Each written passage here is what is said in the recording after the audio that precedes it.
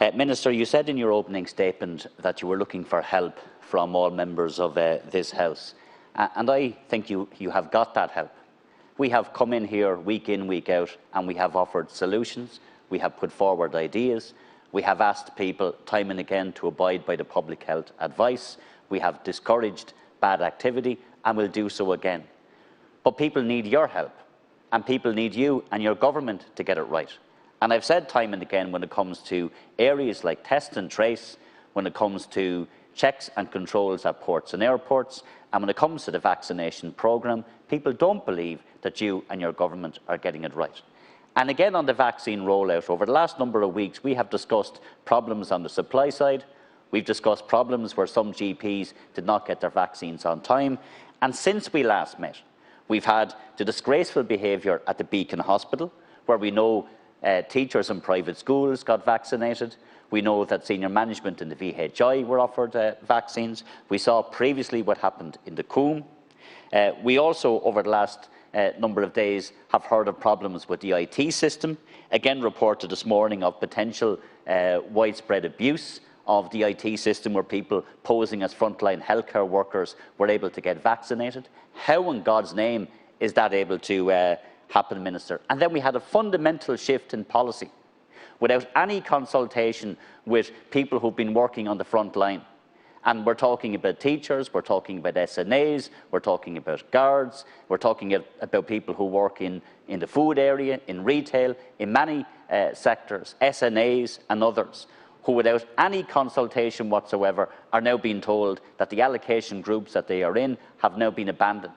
And there was no consultation at all with any of those groups, and I think that is shocking. And again, it screams at people that this is very shambolic and very chaotic, and all of these problems is undermining confidence. Now, you had your opportunity, Minister, to set out your stall in your opening statement. I've given you my analysis of where I see things as well, but I do have a number of questions, and I would ask you to answer them directly if you can. The first question I have is, what's the expected number of doses to arrive in this state for the month of April? If you can answer that first, please.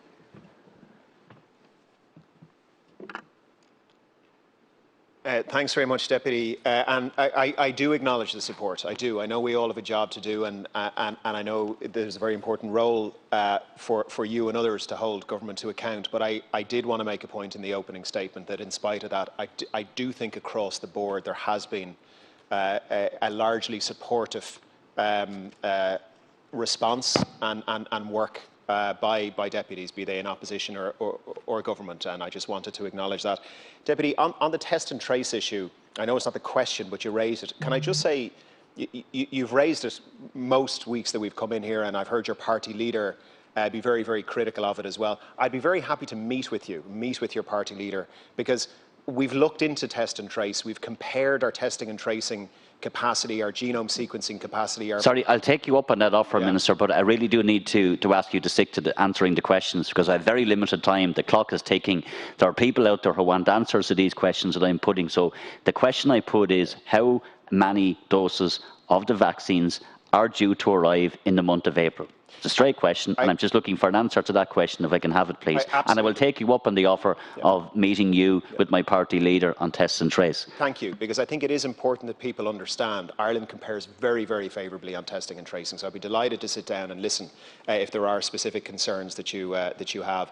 With regard to forecasts, obviously it's a question, it's a debate we all have, or a discussion we all have here every week. So for April, May and June, according to expected deliveries, we are expecting in excess of an average of 1 million to arrive in a month, ramping up from April due to June. As we've said before, I am reluctant to give specific forecast figures that we all know are going to change, because when they change, as we know they do, and they change quite regularly, they do cause, I think... My question was for the month of April, Minister. It's the third time I've asked it. So for the month of April, what's the anticipated delivery?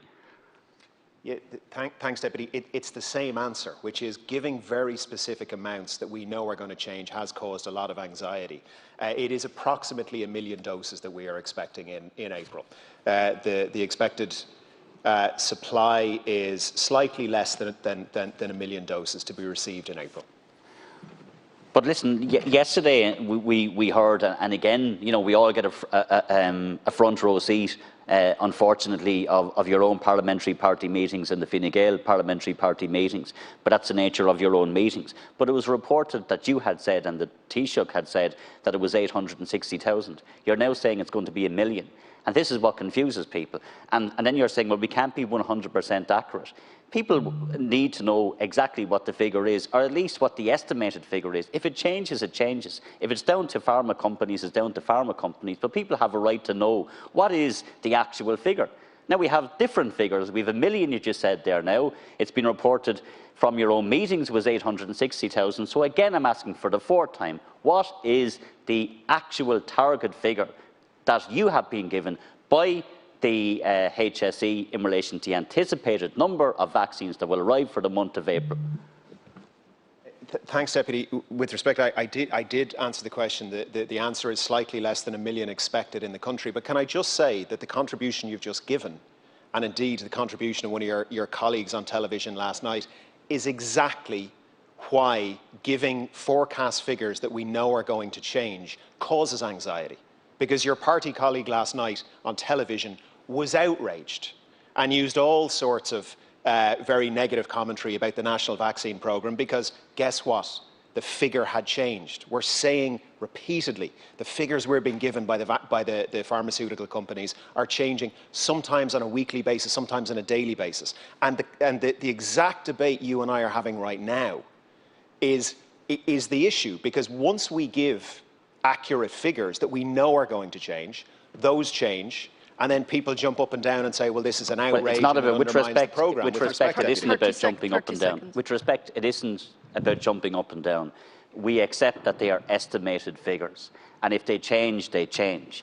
But when they're changing overnight and different figures are being given at different meetings and different settings for different reasons, that doesn't inspire confidence. Now, I want a question that I want to put to you now, and you can answer it very quickly. Was Cabinet briefed in advance of NIAC coming out with their changes in the prioritisation and the categorisation? Was Cabinet briefed on that? 2.5 minutes left for your colleague now. Could you just answer that first? Thank you, Deputy. So the memo was brought to Cabinet. There was discussion on the proposed approach at the COVID Cabinet meeting the night before, and there was discussion the previous week at an official level as well. However, the memo was brought on Tuesday and it was discussed in detail by Cabinet, and there will be members of Cabinet who that was when they saw the memo and that was when it was discussed. Deputy Morris Quinlan.